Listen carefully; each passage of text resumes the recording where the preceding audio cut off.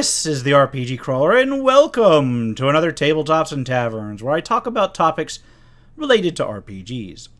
Now, I'd been intending to cover another topic in this particular video, but I've been asked a question recently, and it's actually one that I've been asked many times in the past that led me to realize that this video that you're going to be watching here, a video that I have been intending to do for some time now, still bears some relevance, and that is from the perspective of an AD&D player, or more generally an old school player. Is 5th edition any good? Can you run old school stuff with it? What are the differences, etc.? And oddly enough, you'd think most of the people that were familiar with the old school AD&D stuff would know by now. But honestly, I keep getting asked this question over and over, and I keep seeing other people ask this question in other forums. So this isn't just a few people asking, it's been out there on a couple forums and discussion groups, etc. This question comes up time and time again. So I thought, I think that I should just make one video where I go ahead and take a look at 5th edition and AD&D, discuss some of the differences specifically between AD&D 1st and 2nd edition and 5th edition, and then approach it from the prospect of an old-time AD&D player and answer the question, is it worthwhile? Now, it's no secret that the popularity of 5th edition is actually bringing out people who have not touched another edition since, 2nd edition, just out of the woodwork, and has been doing so for quite some time. Some of this is because 5th edition was designed with the stated intent of bringing back some of the best elements from the older editions while retaining a lot of the more modern developments. And some of it's just from the fact that it's getting increasingly popular, and a lot of people that abandoned the game way back when are coming across it being mentioned now even in ordinary pop culture. What disturbs me, though, is when I see these people asking this question, I see a huge difference in answers, and not all of them are helpful. A lot of people say, yeah, it's great, go ahead and get it, without actually just expanding on why it's great. And a lot of people say, no, it's terrible, it's just as video gamey as 3rd and 4th, without giving explicit examples. Neither one really goes into the details a lot of times. Sometimes they do, or sometimes they'll address 1 or 2 points, but that's not really enough to get a good scope of all the differences. So here we go with my attempt at identifying a list of the most critical mechanical differences and similarities between AD&D and 5th edition D&D. I'm going to keep value judgments to a minimum. I'm just going to look at the design structures, approach it from that particular angle, so that the prospective old school player has all the information they need to make their own judgments. And for those of you who aren't AD&D players but still want to watch this, maybe this can give you some insight into how the game has changed in the intervening decades. Now, this may be a fairly long video, so just be warned about that. Let me go ahead and, before I get into all the miscellaneous stuff, let me address one of the most common generic sweeping complaints that I see brought up against 5th edition, and that is, it's too video gamey. A lot of times I see this accusation leveled at the system with nothing specific about it to support that accusation, and I've already stated that. And part of the problem is this. If you ask a half dozen people what video gamey means when describing a tabletop game, you'll probably get a half a dozen answers. Now, I personally have some background with actual video game design, aside from the critiquing that I've been doing on this channel. So to me, the term video gamey, in reference specifically to a non-video game media, has a very specific quantifiable requirement a lot of times. In general, these requirements include simplified and bounded maps, making it less realistic and more something that you can accurately depict in a limited resource system. Video gamey things tend to attempt an artificial balance of characters against one another for no real in-game world purpose other than to make them mathematically equivalent from a player's perspective. They tend to bound actions that limit the combat activities to a particular pre-chosen subset of actions so that you can, basically foresee what the player is going to do. And possibly, this isn't in all of them, but possibly the existence of discrete short-term status effects that would be more efficiently tracked by a computer than pen and paper. Now, there's likely another of other things that can contribute to something feeling video gamey that I didn't cover. But as far as RPGs go, those are the ones that really stand out to me. So when I address a system to determine whether it feels video gamey or not, that is where I'm coming from.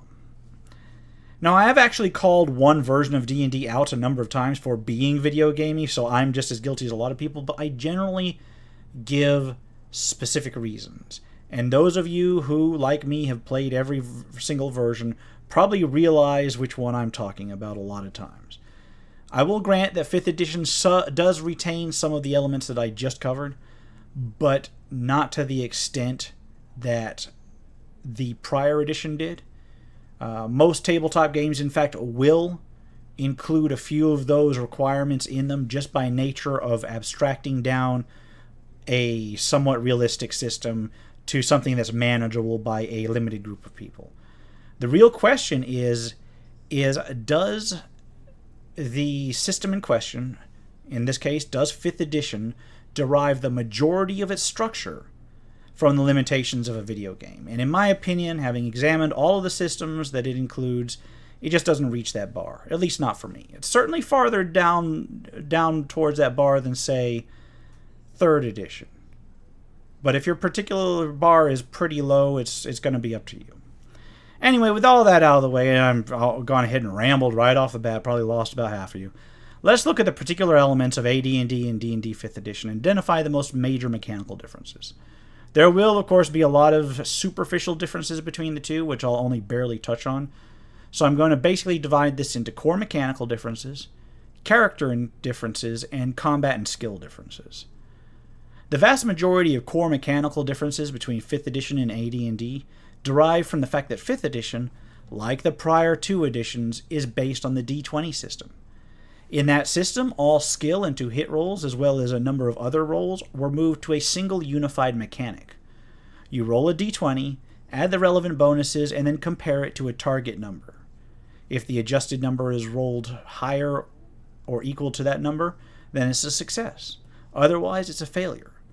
From this core mechanical difference, all of your thief skills are moved to individual skill checks, all of your non-weapon proficiencies are replaced with skills, AC turns into an ascending target, and so on and so forth. Basically, it means that high rolls are good, whether they're for skills, attacks, or saves, just no matter what. Of course, a lot of old school gamers probably already know this because it's been around since 3rd edition, and we're talking about over a decade and a half here. But I'm presuming that a lot of people watching this may be purely from an older edition background, so it does bear mentioning. I have to say that the change was well received at the time, and to the point where it's actually made its way into a lot of OSR games that otherwise seek to mimic specific systems of years gone by. It does quite a bit to simplify the internal mathematics of the game, and that is something that a lot of people find interesting. Another function of 5th edition's core mechanics is the use of a proficiency bonus. It's a bonus that increases with character level that's added to weapon attacks that your character is proficient with, skill use, spell difficulties, certain saving throws, and so on.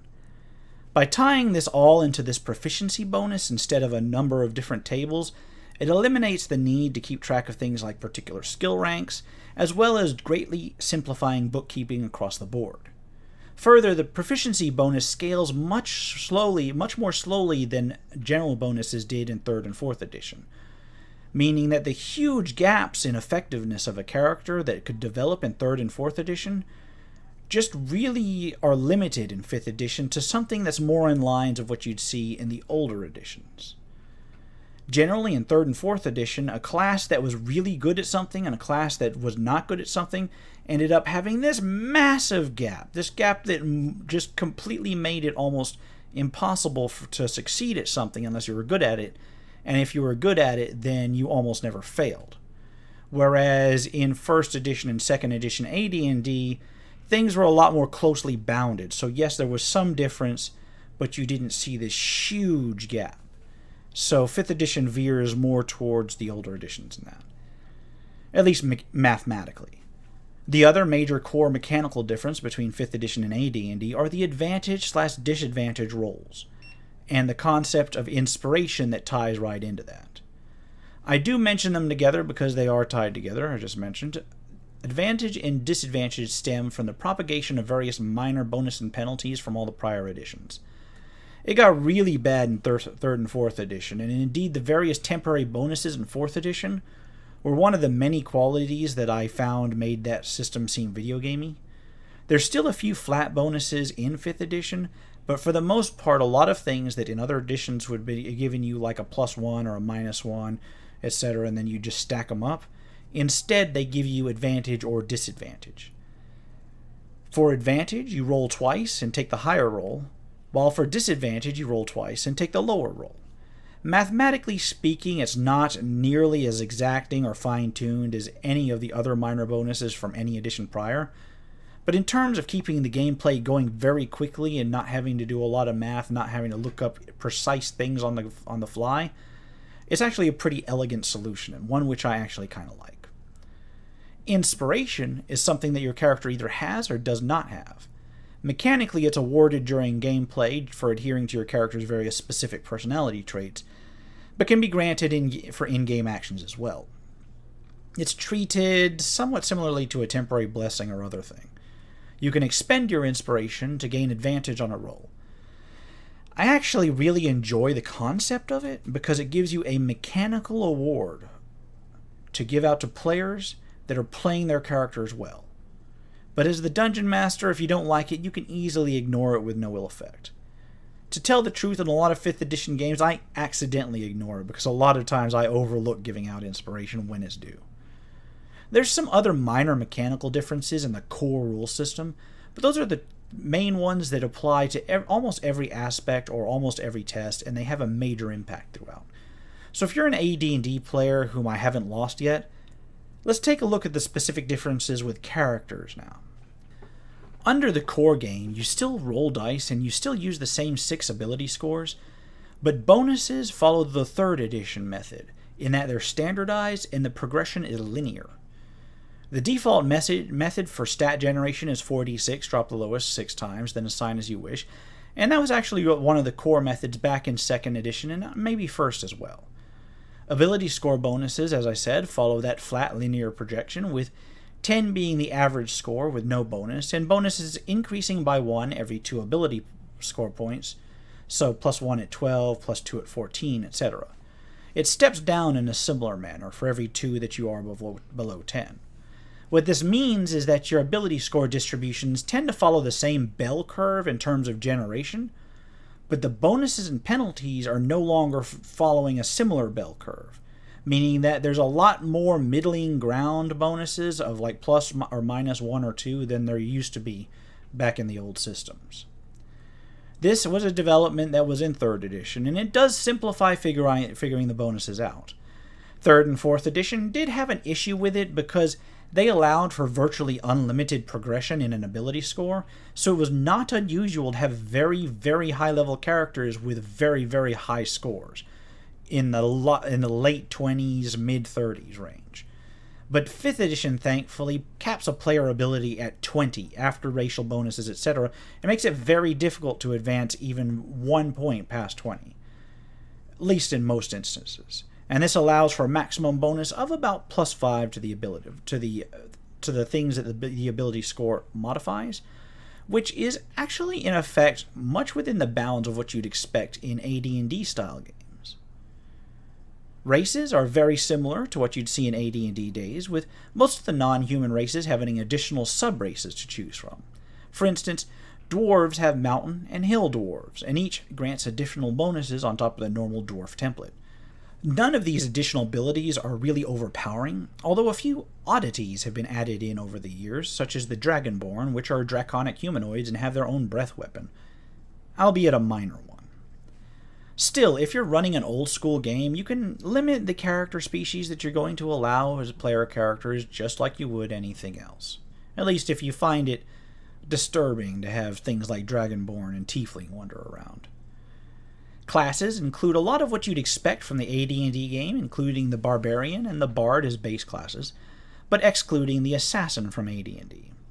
Instead, base thieves are renamed rogues, and then individual archetypes for thief and assassin are then presented. There are new classes, specifically Warlock and Sorcerer, which are spellcasters of different sorts. I'm not going to go into each class's abilities individually, but do know that they're usually inspired by the kinds of things that you saw in earlier editions of the game, just spread out and with additional thematically appropriate abilities put into place, so that every class gets additional abilities, however minor, at certain levels. There is this tendency to try to balance the characters' classes' utility against one another, at least to a greater degree than there was back in the old AD&D days, but there's nowhere near the sort of real focus on that sort of thing that 4th edition had. Still, more often than not, character classes will have a similar degree of capability, just in different ways and using different abilities. Some of the more critical, you need one of these classes or you won't be able to play kind of abilities have been kind of watered down so that you can pick them up with other classes so that you don't actually have to have the whole fighter, rogue, cleric, wizard group. Then you can have other classes step in to fill the roles that one of those classes would have, but only by taking additional skills and so forth. So it does add a little bit more variety to your group composition. 5th edition also continues the tradition of letting any race be any class, and it does not have the same alignment and ability score restrictions that those classes in AD&D had. Of course, certain classes will still want their ability scores to be at certain levels in order to really be effective, and certain races may have more complementary abilities towards certain classes, so while the explicit limitations are no longer there, you'll often find synergies between certain races and classes, and certain ability scores and classes that really kind of harken back to the old days. Other changes from 3rd edition remain, such as hit dice accruing throughout the character's entire lifespan rather than cutting off at about 9th level, and experience advancement all using a single table regardless of the class. The experience table is shifted a bit, actually, generally requiring far less numeric experience, and in order to reduce the time in which a character is in danger of being one-shot by some random orc, the first couple levels pass comparatively faster in 5th edition than in any prior edition.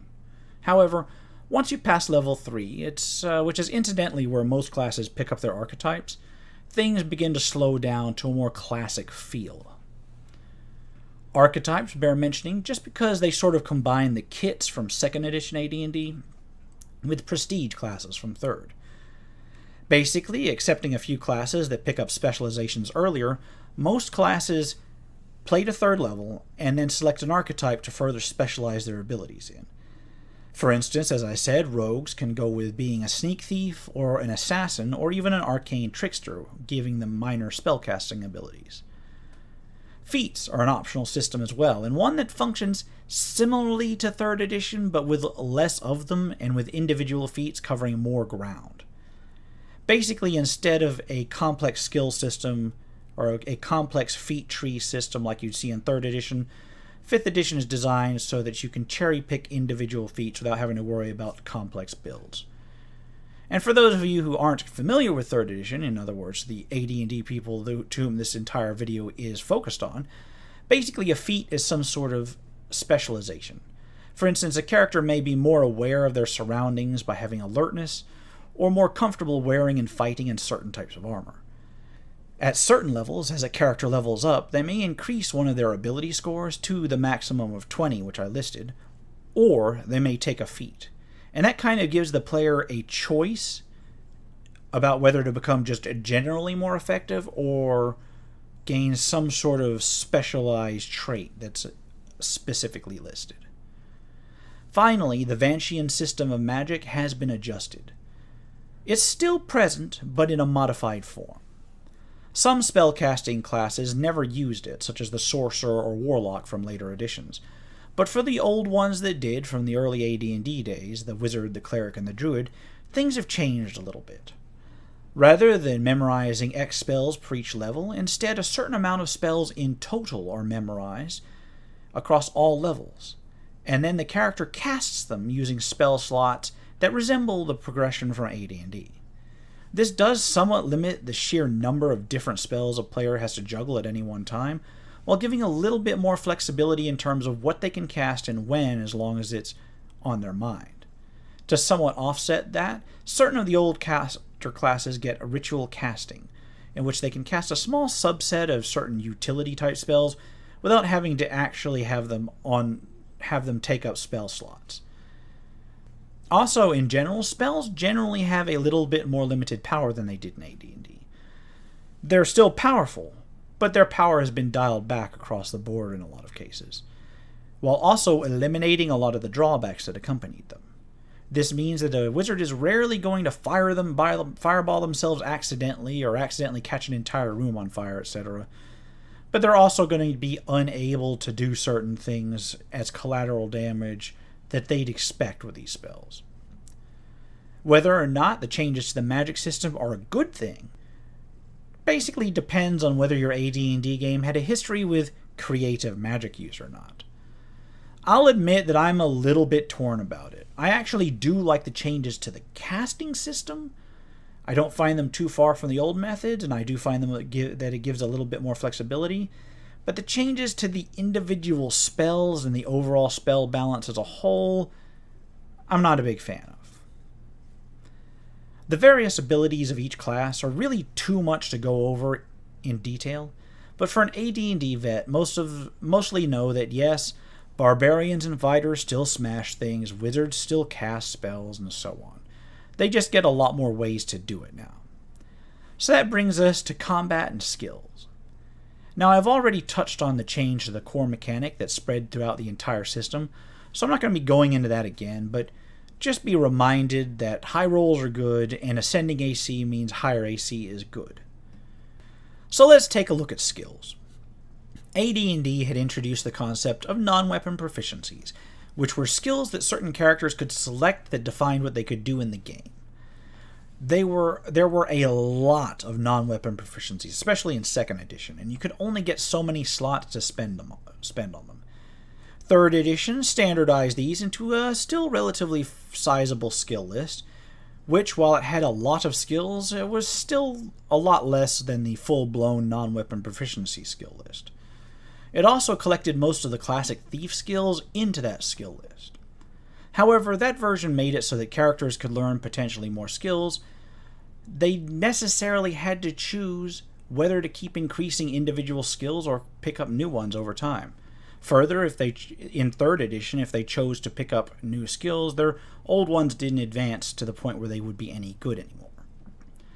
What 5th edition does is it A, reduces the number of skills drastically, some might say too drastically, and B, restricts the number of skill choices that a character gets so that they must choose most of what they're proficient in at first level, and C, allows even non-proficient characters to try to make the check. So even if they don't have a skill, if their ability scores are high enough, they've got some sort of chance of meeting some basic tests. This new way of dealing with skills is theoretically more similar to the old non-weapon proficiency style of doing things, but without the need to pour additional slots into skills to improve them. I honestly think that they may have bumped off too many skills in this list, but otherwise it's actually a pretty decent system. Actual combat is technically more structured than it was in AD&D, but I honestly found it mechanically very similar, with a few exceptions. First is the scale. 5th edition uses the several second combat round from 3rd edition, meaning that combats tend to be overall much shorter in terms of actual in-game time. This really has more of a cosmetic difference than anything else, though. Initiative uses the cyclical version from 3rd edition, where it's a dexterity modified d20 on the first round, and then play just goes over that same cycle over and over again. This does streamline combat by eliminating a roll, but it makes the order of combat way more predictable, which can alter some tactics. The initiative issue was recently addressed in a recent, as of this recording, online Unearthed Arcana column, and alternate versions were served up to try to address this. If you're an AD&D player and you've either moved to 5th edition or you're thinking about it, and find the initiative a major concern, I do encourage you to check that column out on Wizards of the Coast site. Combat rounds themselves are divided into what actions a character can take in a round, and they usually consist of one action, which can be casting a spell, attacking, or whatever, movement, which can be broken up either before or after the action, and a bonus action, which can only really be taken if something grants you one, and it's usually limited to one or two specific things. There's also the concept of the reaction, which is an action you can take that is triggered by an enemy. There's no such thing as speed factor. All weapons do the same damage regardless of the size of their target. Things like rate of fire don't really exist in 5th edition. So at first glance, it's actually a more limited combat system, at least seemingly. You'd almost think that it follows the limitations I talked about that make combat feel video gamey, but when you look deeper at it, it's actually much more open-ended than it at first appears. As far as the combat structure itself, it's not that different from AD&D on close inspection. In those versions of the game, you could move and attack in one round, and that's here. You could also, generally speaking, move further if you didn't attack, and this system just formalizes that. You get a free attack on a fleeing enemy, and this one uses reactions to simulate that, although the kind of limits it only to one enemy at a time. One of the primary uses for bonus actions is to make an offhand attack with a dual-wielded weapon, or possibly another attack with your main weapon if your class ability gives you the ability. And thus, while not directly mimicking an AD&D mechanic, it does serve to limit your attacks to something similar to what you'd see in those early versions. So the combat round structure itself just seems like a more formalized version of the same thing. What about doing things that aren't expected, that aren't just an attack mode or whatnot? Things like disarming an opponent or slamming and holding a door, etc. Well, there's an entire list of things that are actions that aren't attacking, but there's also some very solid guidelines on judging things that the characters do that aren't listed. A lot of those guidelines boil down to ability score checks or attack rolls. Now, much of it's optional stuff from the DMG, but it's there, and quite frankly, it's very similar to the sort of ruling you'd expect in AD&D. I suspect a lot of people who complain that the 5th edition combat system seems video gamey just saw the list of most commonly used actions and thought those were your only options.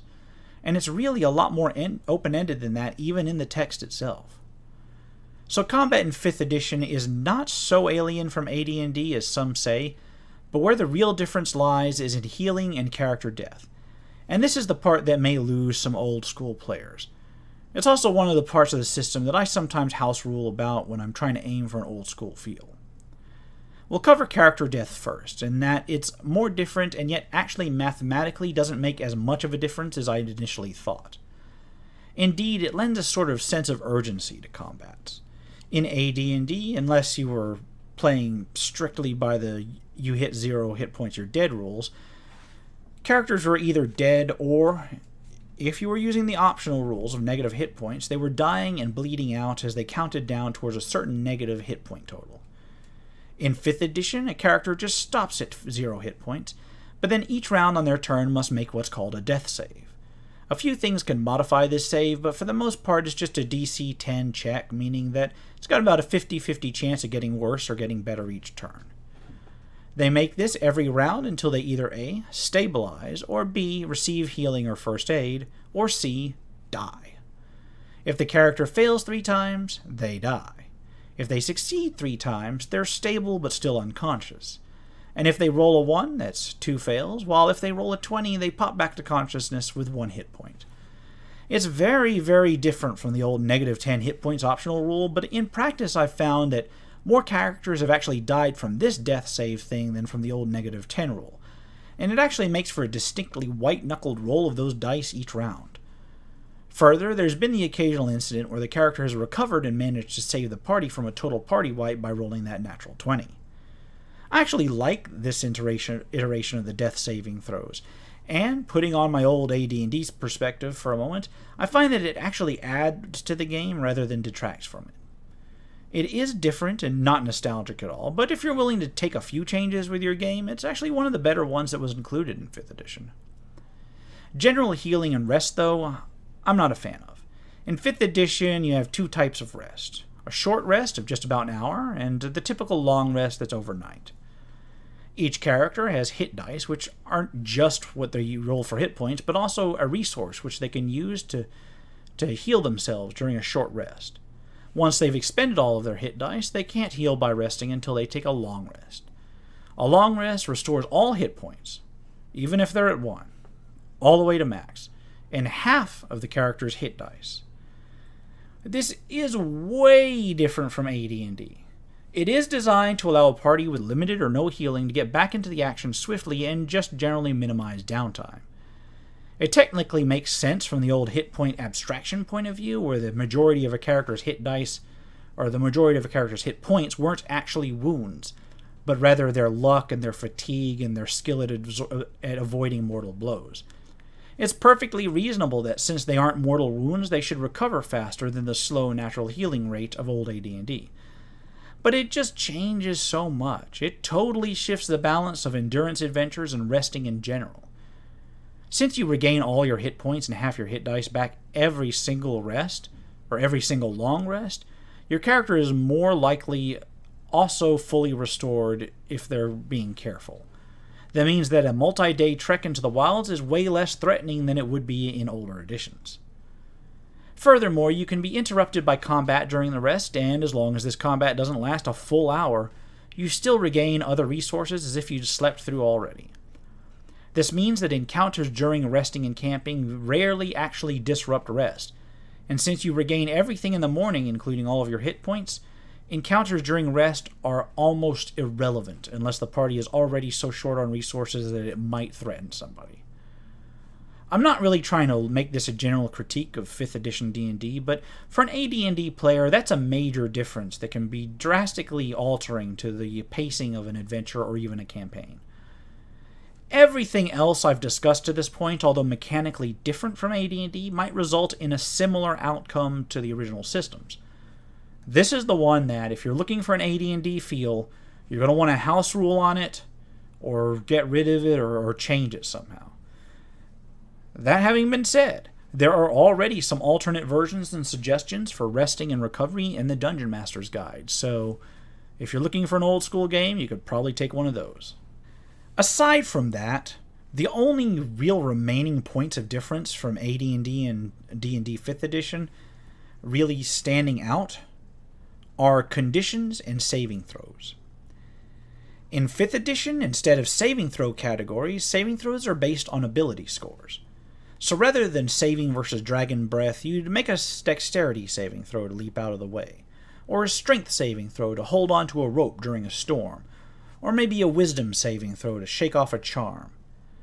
Interestingly enough, since there are 6 ability scores to base saves on, I find it actually a little bit closer to AD&D than the 3 saving throw solution from 3rd and 4th edition. But maybe that's just me. And finally, there's conditions. Conditions are just formalized statements of what particular effects do to characters. Yes, it's one of those video gamey aspects that I warned about. No bones about it. For instance, being restrained has a very particular set of modifiers, as does being blinded, etc. It's not as bad as it seems, but it is notable. Now, there's some other differences in how monsters and treasure are handled, but honestly, not really different enough to really startle an experienced AD&D player, so I didn't set them out as their own category.